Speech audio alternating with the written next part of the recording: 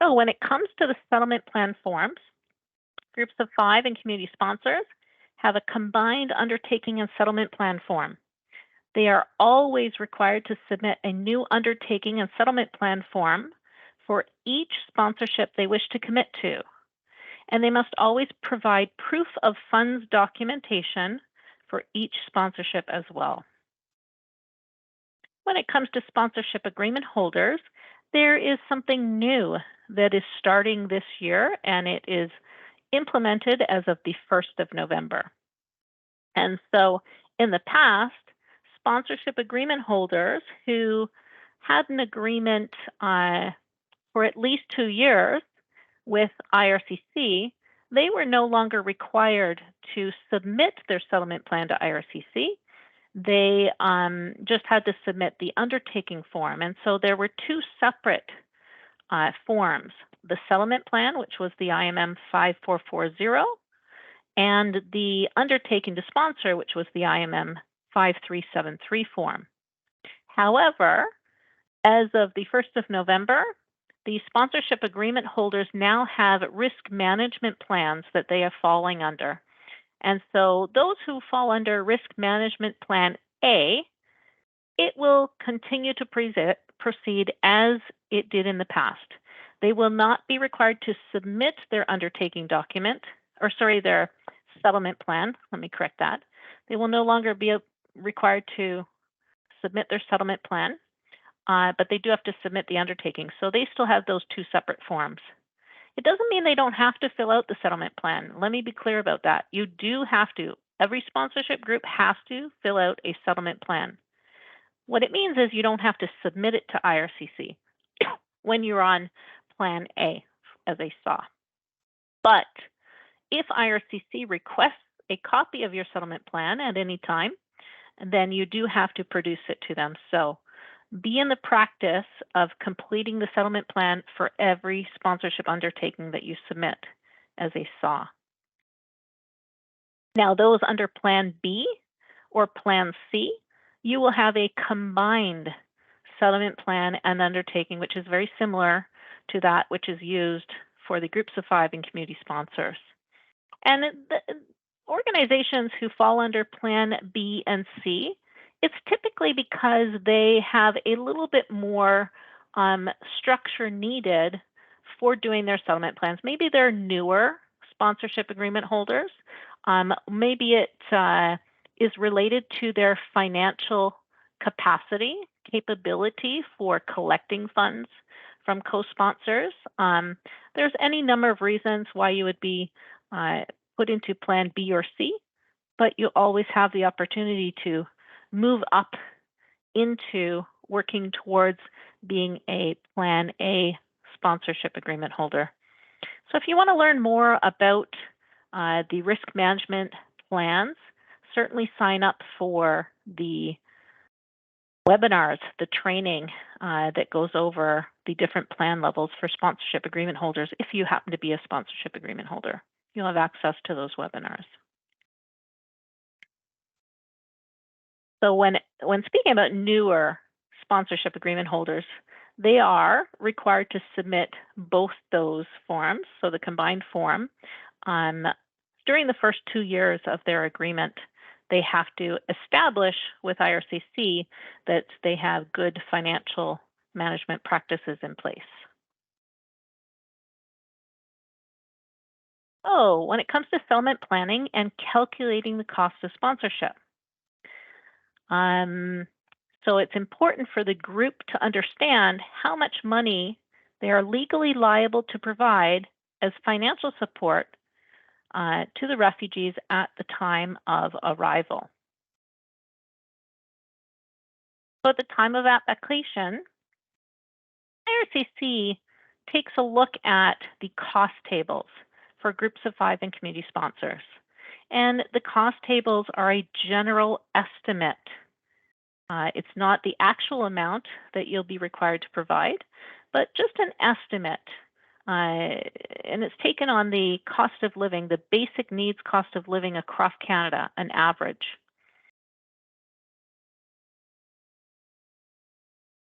And Sponsorship agreement holders, they should be evaluating their constituent groups and co-sponsors for their financial capacity, since the SAW is ultimately responsible for determining financial risk. And when it comes to the time of arrival, sponsorship groups are required to use the prevailing resettlement assistance program rates for calculating their legal liability amounts.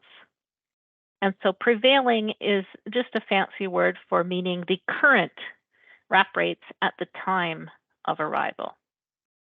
And so this applies to all sponsorship groups, whether they are groups of 5, community sponsors, SAWs, and their CGs or co-sponsors. You're going to learn more about RAP rates and calculating the legal liability amounts for the cost of sponsorship at a deeper level if you choose to take the advanced level course that we offer, the IET101 course, which is assessing assessing refugees and sponsors for private sponsorship. So there are several factors which impact calculating the cost of sponsorship, such as family size and composition. Family size refers to the number of people in the family who will accompany the principal applicant. And composition refers to the age or stage or life and living situations of individuals. So for example, we're referring to school-age minor children under 18, or a dependent who is between 18 and 21, or maybe one of the persons coming to Canada happens to be a senior citizen, and you want to take a look at whether someone is married or single, whether they will be accompanying or not accompanying, and in which case, if they are not accompanying the principal applicant at the time that they arrive in Canada, then a one-year window application will impact the composition of the family. And whether or not someone would be living with a signatory to the undertaking. And so the specific needs of each individual within the family also need to be considered, because it will also impact the level of support required. So anticipate and update the settlement plan when a specific need is identified. And you need to consider specific needs such as, does anybody have a disability or a medical condition? Is there anyone who's pregnant? Is there anybody who is missing or deceased? Has there been any marriages, births or adoptions, and the possibility of secondary migration? So meaning when the arrived newcomers move away from the intended community of settlement. So the settlement plan requires sponsors to name specific people who have been assigned to carry out the various settlement responsibilities, such as meeting at the airport, transportation, housing and furnishing, interpreter services, applying for the SIN number and the Canada Child Benefit, medical and dental, and of course providing an orientation based on budgeting, shopping, and how to use public transportation, as well as getting people signed up for English as a second language or French as a second language, children for daycare and registration for school, and to be connected with employment and settlement services. For groups of 5, assigning the responsibilities is done on the undertaking documents section. The sponsors forms have been updated as of the 1st of November 2023, so the list looks like this now. Keep in mind that this is not the complete list of responsibilities on the actual form. This is just a snippet out of the form. There are more sections based on the timeline of the settlement year. And everyone who has signed the undertaking should each participate in settlement activities. One person should not be responsible for all settlement assistance being provided. For community sponsorship groups, your new settlement plan listing of responsibilities looks like this. As you can see, this form identifies which signatory is responsible for each aspect of the settlement activities, whether it's the community sponsorship group or any co-sponsors they may be working with, or if it's not applicable to that particular sponsorship need. So for example, if you sponsor somebody who does not have any children, and there is a list item here identifying enrolling children in school, then of course that would not be applicable because that resettled family does not have any children.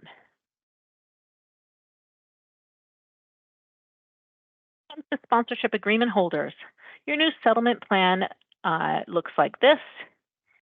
And this form identifies whether the SAW, the constituent group, or the co-sponsor, or all, are responsible for each aspect of the settlement activities. When it comes to filling out the settlement plan form, many SAWs find that the space provided in the forms is not sufficient for explaining how the sponsorship activities and responsibilities will be provided. And so in the past, some SAWs have created a separate detailed settlement plan, and quite often SAWs will require their CGs and co-sponsors to sign a memorandum of understanding. But this practice may actually change, however, depending on whether the SAW reps find that the new settlement plan forms have sufficient space for listing the settlement plan details that they intend to communicate to IRCC. When it comes to financial assessments, each sponsorship type, whether a group of 5, community sponsor, or SAW, must ensure that they have sufficient funds in place for the cost of sponsorship at the time of arrival. You learned in Chapter 1 of this module that the SAW is ultimately responsible for any sponsorship submitted under their agreement. And as such, each SAW should have a process in place to do a financial assessment of any constituent group or co-sponsors who are contributing funds for the sponsorship. When it comes to community sponsors, the same is true. They are ultimately responsible for any sponsorships they submit as an organization, even if they work with co-sponsors who agree to fully fund the cost of settlement. When it comes to community sponsorship groups and groups of 5, each person who is contributing funds from their personal income will undergo a financial assessment by IRCC. The financial assessment uses a simple formula to determine if the financial contributor has sufficient surplus funds. So this formula that IRCC uses takes the contributor's gross income and then they subtract the cost of living for the contributor's family, and they get that cost of living amount from the sponsorship cost tables. And they subtract any other sponsorship commitments. And this includes any commitments to a family class sponsorship. You have to identify those as well. And so once you've done that calculation, any amount that is in surplus is the amount that can be contributed. So ultimately, sponsors need to be able to prove the source of the settlement funds they are providing using official documents, because IRCC will want to know that the funds did not come from the refugees themselves. And in the next few slides, we'll take a closer look at how IRCC assesses a G5 or community sponsorship financial contributor. Oh yes, and the final point here is that once individual contributors have been assessed using this formula, then the overall total of contributions is assessed to see if all of the combined financial contributors meets the specific financial needs of that particular family. So the proof document that you need to provide as a group of 5 or community sponsor member who is financially contributing to the sponsorship is the Notice of Assessment document. And this is from the Canada Revenue Agency, which is the best document to use to prove your income. You'll want to make a copy of that document to submit. Do not submit the original document. And IRCC will be checking for the total gross income that is found on this line here. So line 15,000. So in this example here, we have a single individual who wants to contribute to the sponsorship. Let's calculate what the dollar amount is that they can contribute. So under this note of assessment, their total gross income amount shows $13,030. So this will be the amount that we insert under gross income amount. Next, we'll need to see how much money this particular sponsor needs for their own family's cost of living here in Canada. So we're going to pull out the sponsorship cost tables, and we're going to take a look at the family size. And so for this person, it's a single individual. They don't have any children. So we're going to be taking a look at the amount $16,500 is the amount in general that a person can have their basic needs met with that amount. So this will be the cost of living amount that IRCC has averaged. And so we're going to put these figures into the formula that IRCC uses.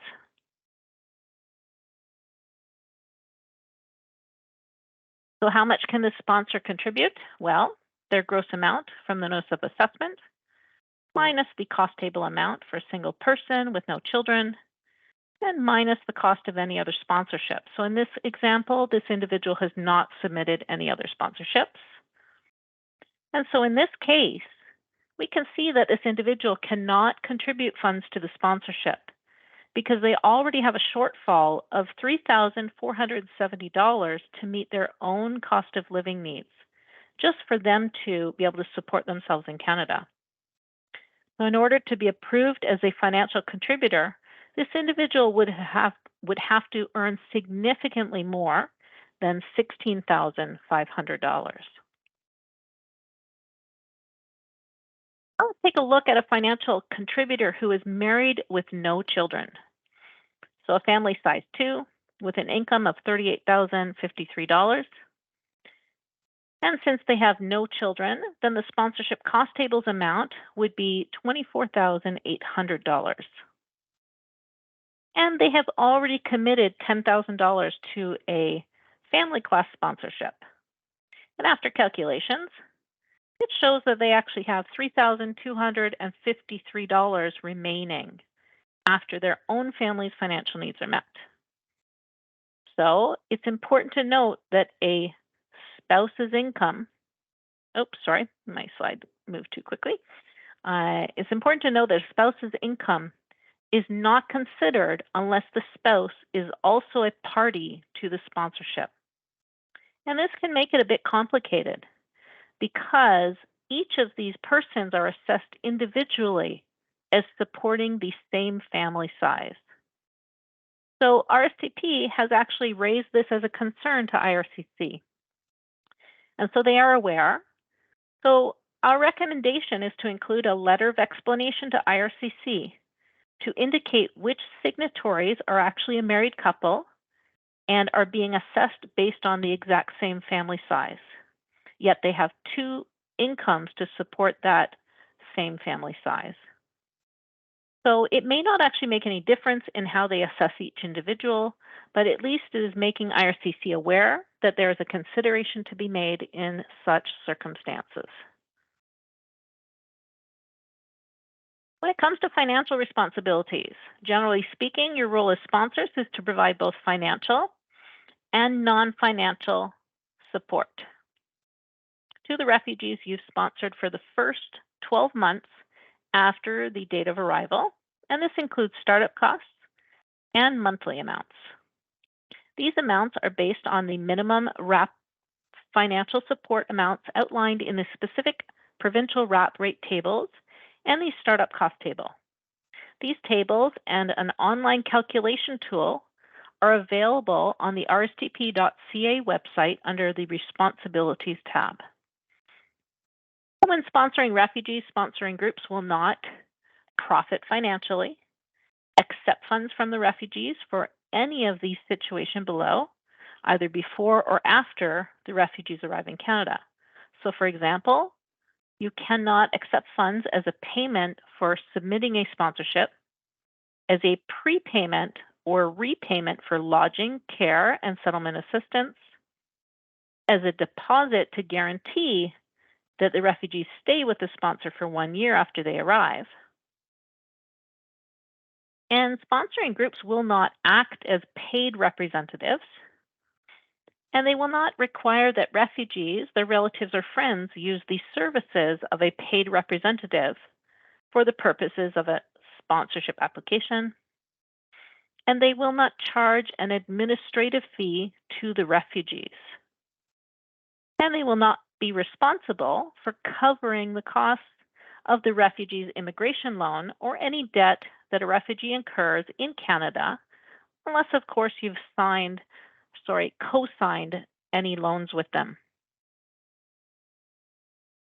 And sponsors are expected to read through the financial guidelines section for the applicable guide to sponsor based on your sponsorship type. So the guide numbers are here for you.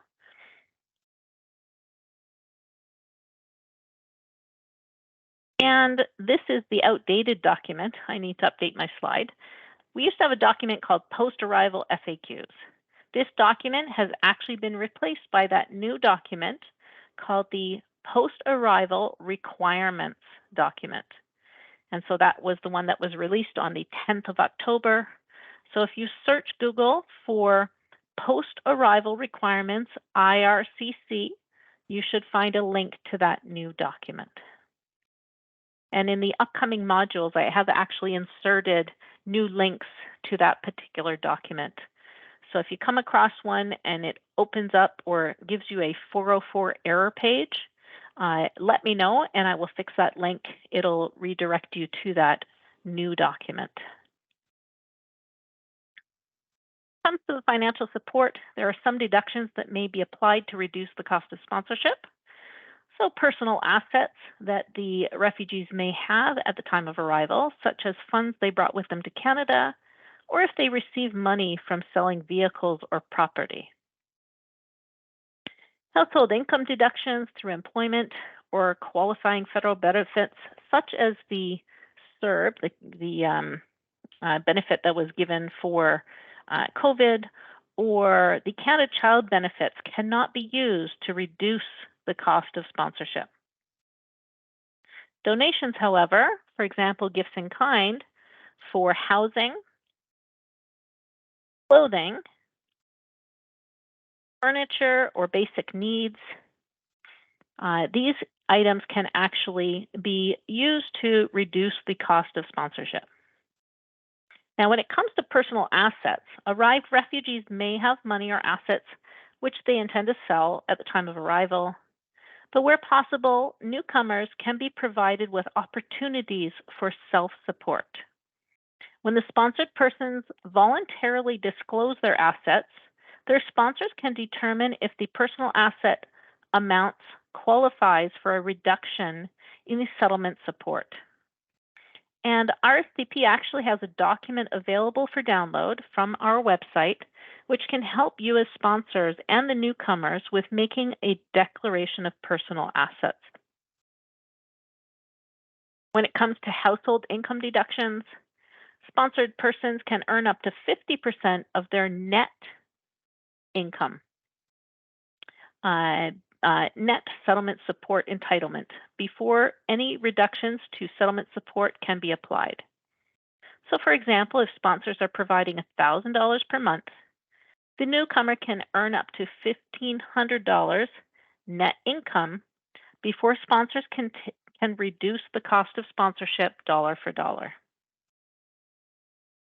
So just note, any dependent children who have part-time work and they receive income for that when they are enrolled in school cannot be used as part of the household income deductions. And newcomer refugees may actually become financially self-sufficient during the sponsorship year of settlement.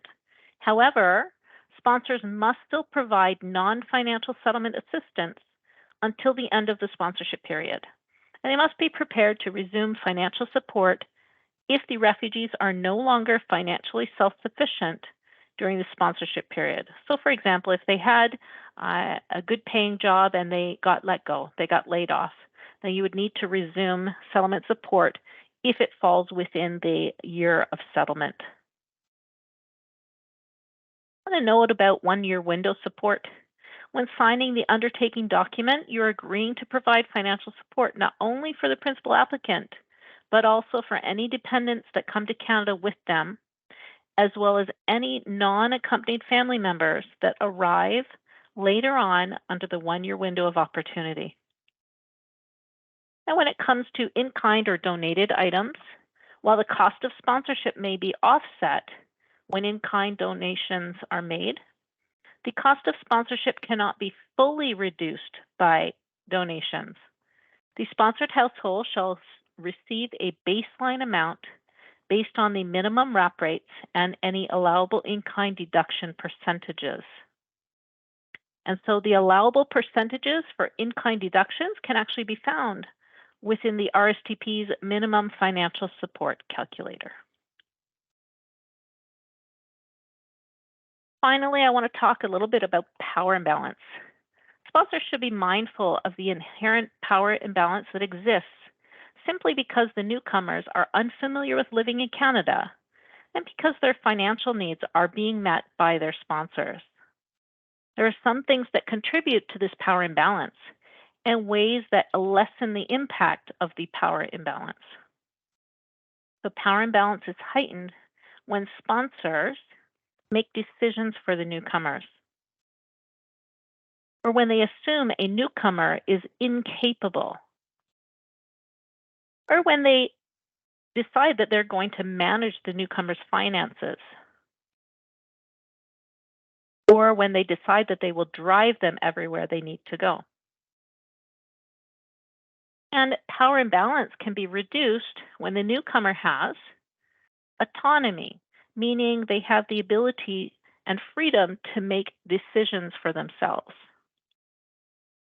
And they have independence, so to choose what to do and where to go on their own.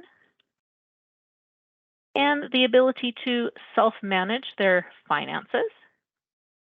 And of course, freedom to travel on their own when they wish to do so.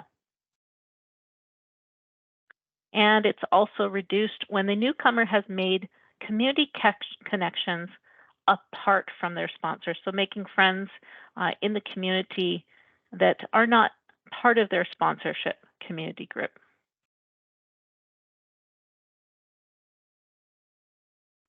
Sponsors should educate themselves regarding the cultural differences between themselves and the persons whom they are sponsoring. So learn what gestures, symbols, or mannerisms do our two cultures have that are different? Are there certain foods, religious practices, or a reverence to animals